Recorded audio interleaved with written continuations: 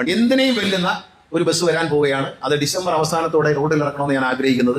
Business class bus വരികയാണ്. അതിനകത്ത് അത്യാവശ്യം കഴിക്കാനുള്ള ഫുഡ്, മിൽമയുടെ പ്രോഡക്റ്റുകൾ, ചായ, കാപ്പി.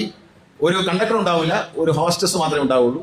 ഒരു ലേഡി ഉണ്ടാകും, അവർ ചായ കൊടുക്കും. അതിനകത്ത് പിന്നെ ഈ ഫ്ലൈറ്റിലൊക്കെ കിട്ടുന്ന പോലെ മിൽമയുടെ ഉപ്പുമാവൊക്കെ വയ്ക്കാൻ പോവുകയാണ്. നൂഡിൽസ്, ഉപ്പുമാവ്, ചൂടുവെള്ളം ഉപ്പുമാവിൽ ഒഴിച്ച് 5 മിനിറ്റ് വെച്ച് കഴിയുമ്പോൾ പൊട്ടിച്ച് കഴിയുമ്പോൾ നല്ല ചൂട് ഉപ്പുമാവ് കഴിക്കാം.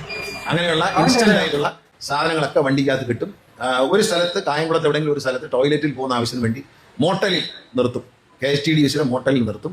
അവിടെ നിർത്തി കഴിഞ്ഞാൽ നോൺ സ്റ്റോപ്പാണ് വണ്ടി.